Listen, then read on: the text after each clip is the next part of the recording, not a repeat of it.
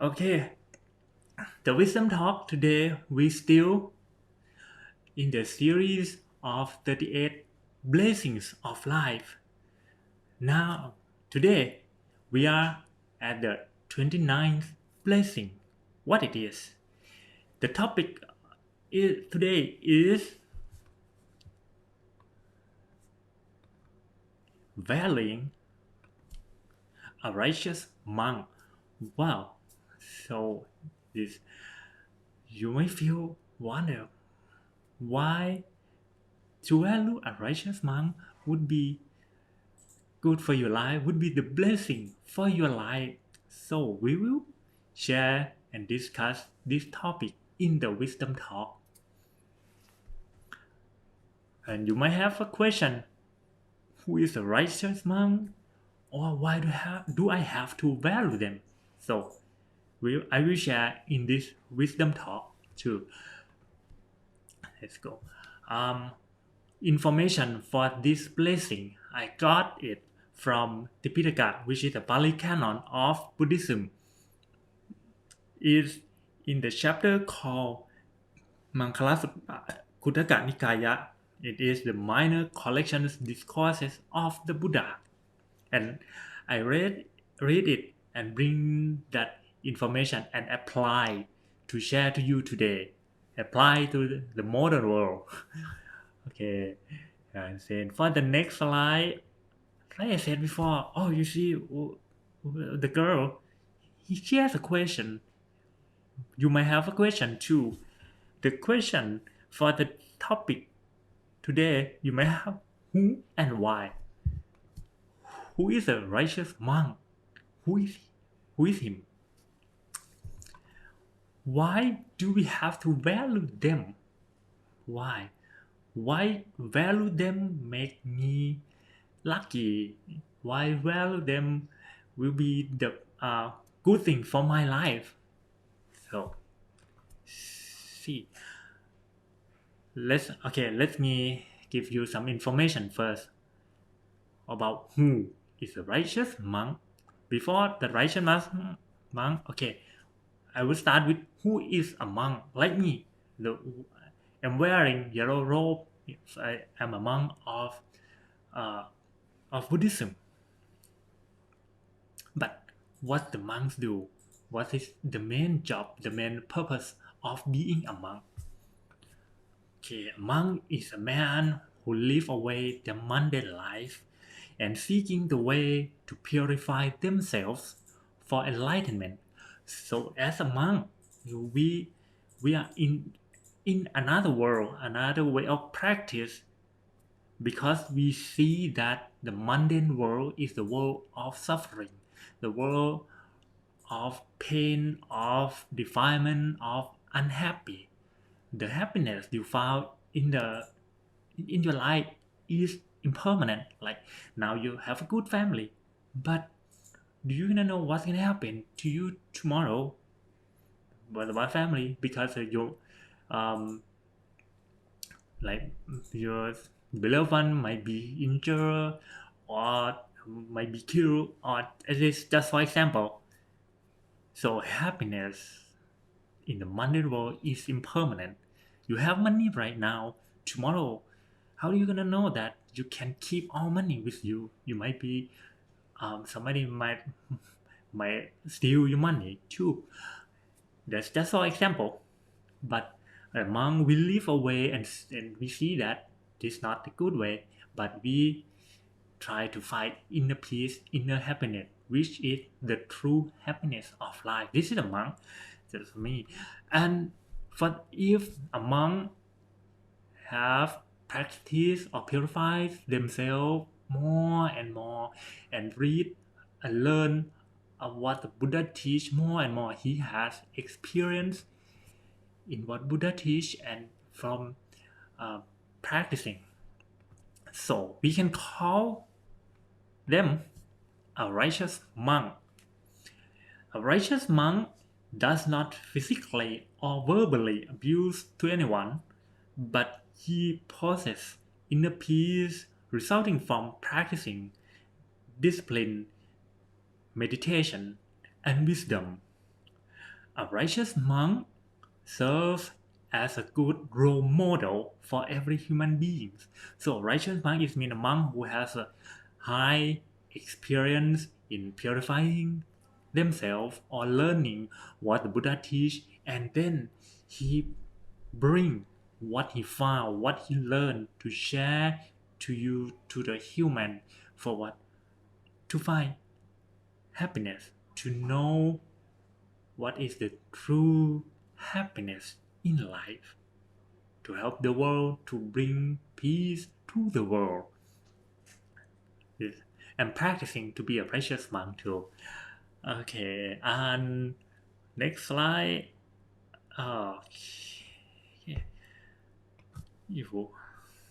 Why? Why do we have to value them? You know that a monk is a person who are looking for inner happiness, who leave the mundane world, and then want to bring the world to have peace. So why do we have to value them? Okay, I think nobody here gonna say that I don't want to find happiness.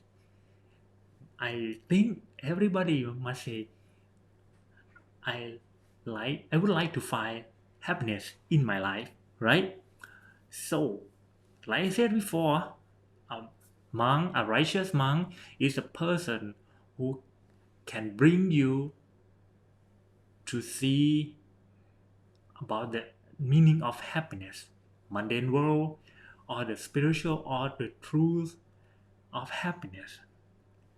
To bring them to find, bring you to find the inner happiness, which is the true happiness in your life. So he bring the good thing to you. So that is why you should value them. You should value them because he bring you. He didn't give you money. He didn't give you any contribution, but he gave you the bright way of your life. But what he where did he got this way? From his learning, from what Buddha practiced, or what the Buddha teach in Tipitaka.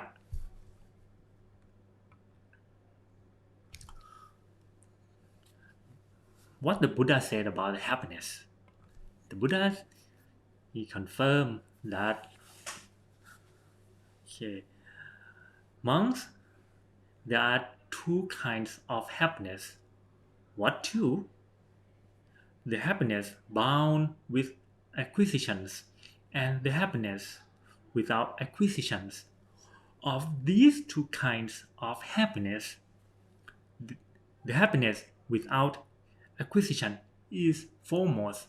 So the best happiness is the happiness that should be without any defilement, any attachment, anything. It should be the inner or pure happiness that you can find from learning Dhamma or purifying yourself. This from the Buddha said in come from Tipitaka called Anguttara Nikaya.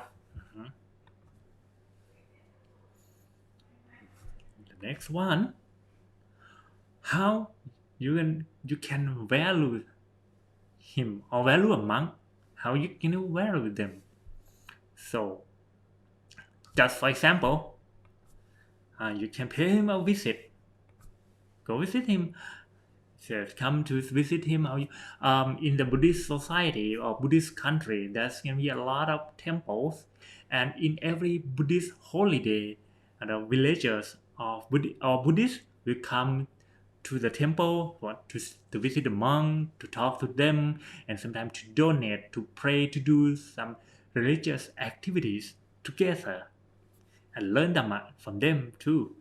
Pay him a visit that you will that made the monk feel, yeah, I got some support. I still have some Buddhists who still with them, who want to support them too. Another one, second one, value by what? Wow, you see monk Burin. Okay, by it's gonna be by with one listening the Dharma lectures. You can go to the temple and talk to the monk and ask about the Dharma, or like what you're doing right now. You're watching me. You're watching me in the daily mind shower. So it means you are listening the good Dharma, not from me. You can maybe from Monk Nimitron, from Monk Kasitit, Monk Cheanon, or Monk Burin too. Daily mind shower.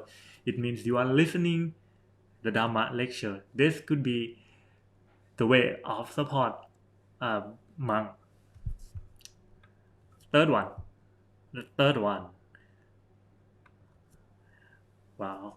Meditate. Yes, that's right. The third one is what? Oh, practice what we learn from him, what you learn from the monk. So you when you go to the temple, talk to the monk and monk teach you, give you a dhamma, give you a good way of life, and then you when you go back to home, apply from what you have learned, apply to your life, because the dhamma is a way for you to help you to find a good life. So practice what we learn from him, like meditation. You learn in the temple, you learn from daily mind shower. So when you have your own times, feel free at least I would suggest that at least 30 minutes a day to do meditate with yourself. You can do on your own way. If you like music, just turn on the soft music. If you want to stay quiet, so you can sit quiet in your place that you like, you maybe on cushion, on sofa, or on floor, anytime that you feel free to do.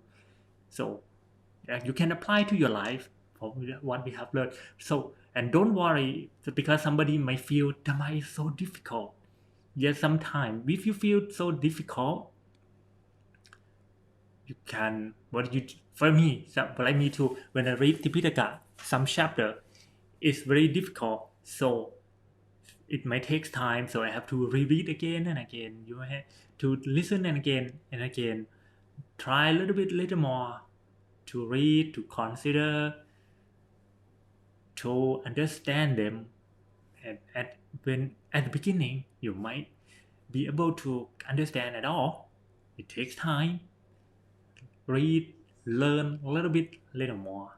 Okay, what learn from because and in every each month we have your own way of practice or own way of teaching. So when you learn from this monk, you may feel it's very difficult. So you can find another monk, another role model that would be more easily for you to understand. Okay, okay. Last point. Last point for valuing him. Wow, what is girl doing? She's giving food to monk,